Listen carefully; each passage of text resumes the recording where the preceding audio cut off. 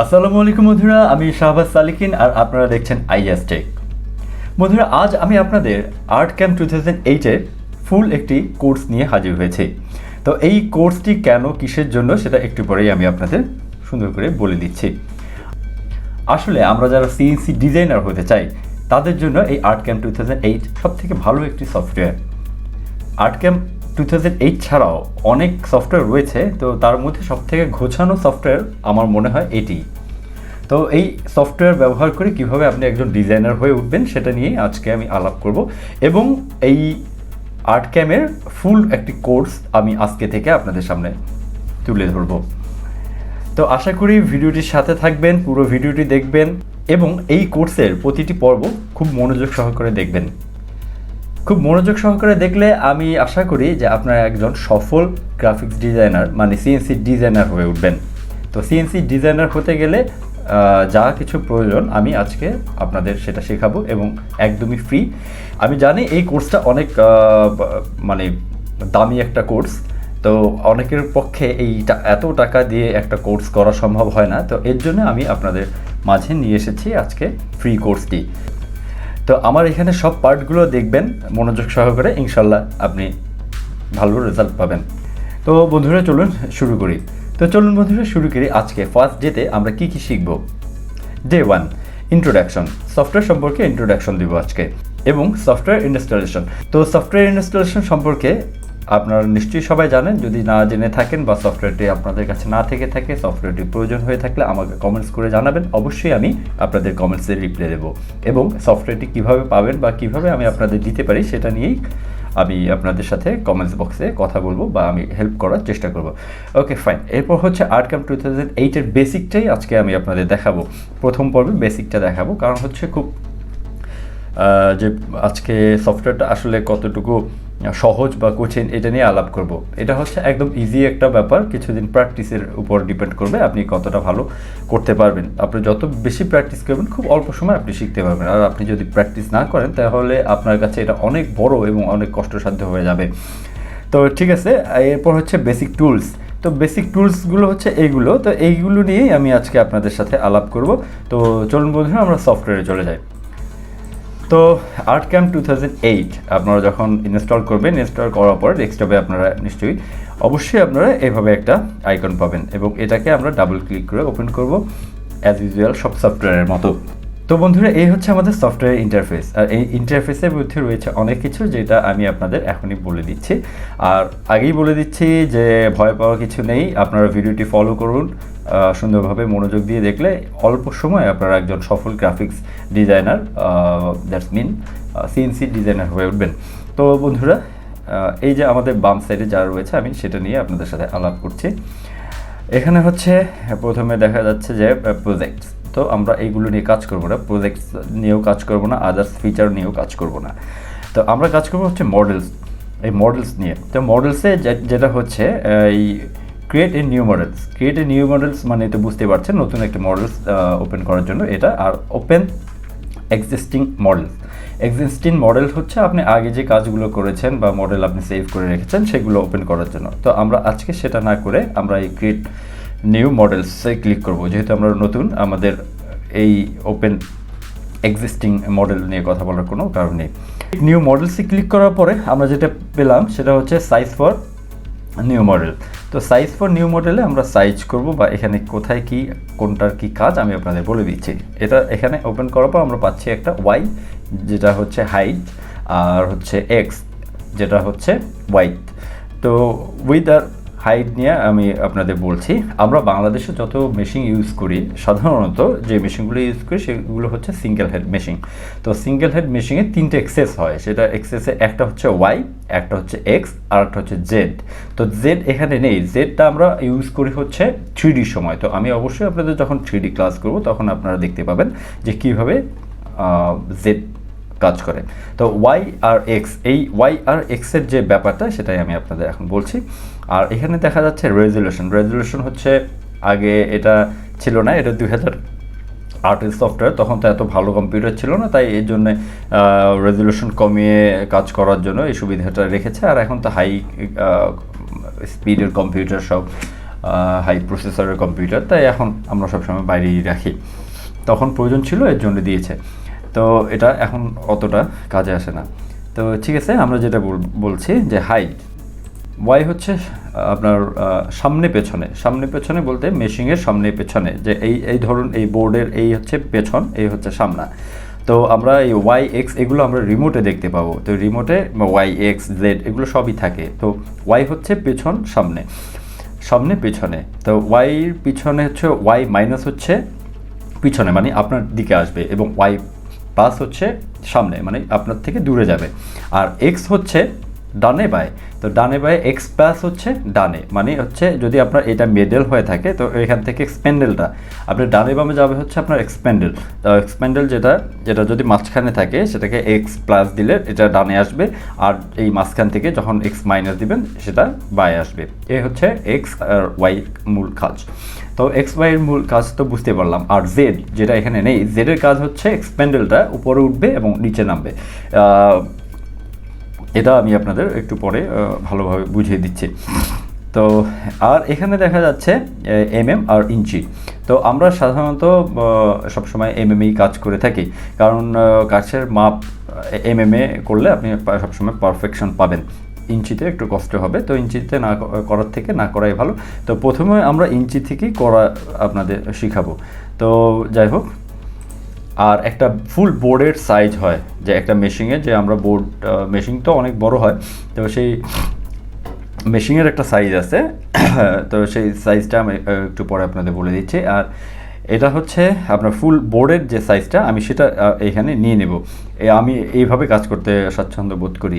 এটা হচ্ছে আপনার ফুল সাইজ হচ্ছে 96/48, লম্বায় হচ্ছে 96 আর চওড়ায় হচ্ছে 48। এটা আমি সবসময় ফুল এভাবে নিয়ে তারপর কাজ করি। ধরে যেটা বলছিলাম যে সিঙ্গেল হেডের মেশিং, এটা একটা ওয়ার্কিং স্পেস আছে, আর ওয়ার্কিং স্পেস সেটা হয়ে থাকে 13-25 মানে হচ্ছে 1300 mm, এবং আর হচ্ছে 2500 mm। এটা হচ্ছে আপনার ওই স্প্যান্ডেলের মানে একটা বর্ডার, এর বাইরে সে যাবে না, এর মধ্যে আপনার কাজ করতে হবে। এটুকু তো বুঝতেই পারলেন। আর এটা হচ্ছে জব অরিজিন মানে হচ্ছে এই যে এটাকে দেখাচ্ছে, এটাকে বলা হয় জব অরিজিন। এটা আমরা মানে এক্সপেন্ডেলটা কোথায় থাকবে এবং কাঠের কোথা থেকে কাজ করব সেটাকেই ওকে দেখিয়ে দিতে হয়। তো এটা আমরা সবসময় এই লেফট সাইডে রেখেই কাজ করি, এবং সেটাই ভালো। প্রয়োজন বোধে আমরা মাঝখানে নিব বা এখানে নিব, সেটা সিলেক্ট করে দিব। তো সবসময় আমরা এই লেফটে এই সাইডের কর্নারেই আমরা রেখে থাকি। এরপরে আমরা যখন কাজ শেষ করি, তখন কাজ শেষ করার পরে আমরা যেটা করি সেটা হচ্ছে টুলপাত করি। তো টুলপাত মিনস জি কোড। তো জি কোড বলতে হচ্ছে মেশিং, তো আর আপনার মুখের ভাষা বুঝবে না বা ডিজাইন বুঝবে না, মেশিং বোঝায় একটা কোড। তো সেই কোডটা আমরা কাজ শেষে এটাকে যেভাবে এক্সপোর্ট করি সেটাকেই টুলপাত আমরা বলে থাকি। তো জি কোড আসলে কি জিনিস সেটা আমি আর এক সময় কাজের মাধ্যমে জানিয়ে দেবো। তো এই হচ্ছে ব্যাপার। আমি 96/48 একটা বোর্ডের সাইজ নিয়ে আমি ইঞ্চিতে না নিলাম, আমি এমএমএ নিলাম। আমি ইঞ্চিতে লিখেছি, বাট এমএমএ ক্লিক করলে সেটা এমএমএ হয়ে যাচ্ছে। তো এমএমএ করে আমি ওকে দিলাম। তো ওকে দিলে পরে আমার এই যে ফুল ফর্মটা আসলো, ফুল আমার সফটওয়্যারটা ওপেন হলো। তো এখানে আমি কাজ করব। এখানে আমি হতে পারে যে আমি এতটুকু কাজ করব, যেটাই করি না কেন মেশিনকে আমাকে বুঝিয়ে দিতে হবে আমি এখানে কাজ করছি, যেহেতু আমি ফুল বোর্ড নিয়েছি। ফুল সফটওয়্যারের মধ্যে দেখুন যে বা সাইডে যা আছে এগুলো সব খুব সুন্দরভাবে অর্গানাইজ করা আছে। অন্য সব সফটওয়্যারে এত সুন্দরভাবে অর্গানাইজ করা থাকে না। আমরা আজকে এর যে নর্মাল ফিচারগুলো, মানে যেগুলো আমাদের ইম্পর্টেন্ট ফিচারগুলো, এগুলো নিয়ে আমরা কথা বলবো, জাস্ট আজকে পরিচিতি। তো এখানে হচ্ছে বা সাইডে আমরা দেখব যে প্রথমে আছে যেটা অ্যাজ এ মডেল ইনফরমেশন, মানে আমরা যে যতটুকু সাইজ টাইজ নিব এগুলোর একটা ইনফরমেশন সে এখানে দিবে। তো এরপরে হচ্ছে নিউ মডেল। তো আমরা যে মডেলটা নিলাম সেটাকেই যদি আপনারা নতুন করে নিতে চান, তো তখন এখানে নিউ মডেলে ক্লিক করব। আর ফাইল ওপেন ফাইল তো বুঝতেই পারছেন, আপনার যদি প্রিভিয়াস কোনো কাজ করা থাকে সেটা আমরা এখান থেকে ওপেন করতে পারবো। আর সেভ, এগুলো হচ্ছে একদম বেসিক, আমি আপনাদের তারপর বলে দিচ্ছি। এই সেভটা হচ্ছে আপনি কাজটা সেভ করে রাখার জন্য, সবাই জানেন। তারপর আমি বলি যে এটা সবসময় আপনারা একটা ভুল করে থাকেন, সেটা হচ্ছে সেভ, এখানে ক্লিক করলেন, যেখানে আসলে সেখানে সেভ করে দিলেন।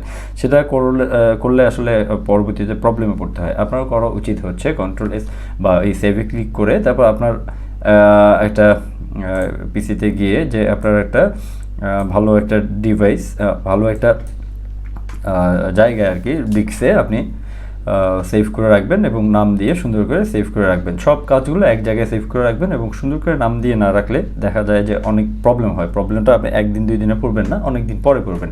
দেখা গেছে যে আপনি 2 বছর আগে একটা কাজ করেছিলেন, সেই কাজটি আবার আজকের দিনে আপনার লাগতেছে। তো তখন আপনি যদি নামগুলো আপনি ঠিকমতো না রাখেন তো খুঁজে পাওয়া মুশকিল হয়ে যাবে। হাজার হাজার কাজ আপনি তখন করবেন, 2 বছরের মিনিমাম আপনি 5,000 কাজ করবেন। তো 5,000 কাজের মধ্যে আপনি কোথায় এটা রেখেছেন খুঁজে পাবেন না। এর জন্য সবসময় গুছিয়ে রাখাটা খুব জরুরি। তো এরপর হচ্ছে মডেলে, এই যে মডেলে এগুলো নিয়ে আমাদের আজকে এত কথা বলার কিছু নেই, এগুলো যখন কাজ করব তখন আপনাদের দেখিয়ে দেব। এরপরে হচ্ছে এই সাইডটা আমরা স্কিপ করে যাচ্ছি। এরপরে যেটা মূল আমরা যেগুলো দিয়ে কাজ করে থাকি সেটা হচ্ছে ভিক্টর টুল। আমরা কথা বলবো হচ্ছে এটাকে দিয়ে। এটা হচ্ছে রেক্ট্যাঙ্গেল, আপনি এটা হচ্ছে চতুর্ভুজ বা যেভাবে আপনি করতে চান আপনার সবগুলো আপনি এখানে ইউজ করতে পারবেন। এখানে এটা এইভাবে কাজ করে, এটা হচ্ছে রাউন্ড, এটা সার্কেল, এটা এইভাবে কাজ করে।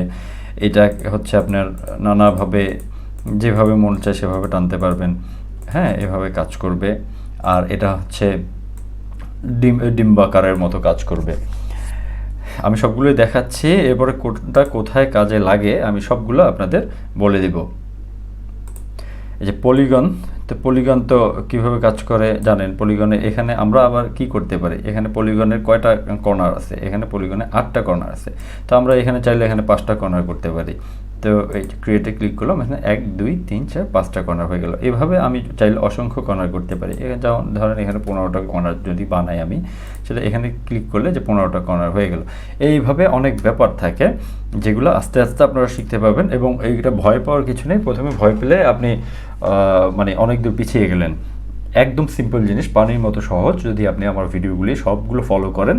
আর অবশ্যই সাবস্ক্রাইব করে রাখবেন, বন্ধুদের সাথে শেয়ার করবেন আর মনোযোগ দিয়ে দেখবেন।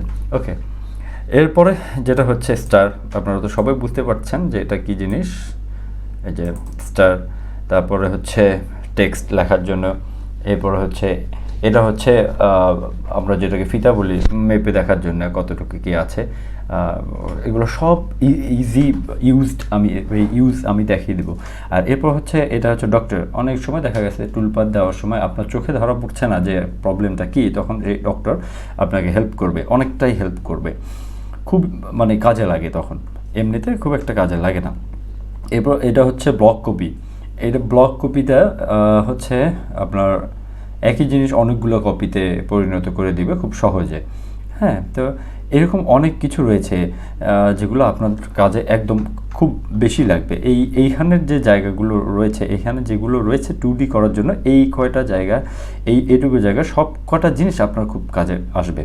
এরপরে যেটা রয়েছে এই যে অফসাইডটা হরহামেশা ইউজ হয় এবং খুবই প্রয়োজন হয়। আর এরপর হচ্ছে মিরর এফেক্ট। তো এই মিরর এফেক্টটাও খুব কাজে দেয়। যেমন মিরর এফেক্ট হচ্ছে আপনার ধরুন এই যে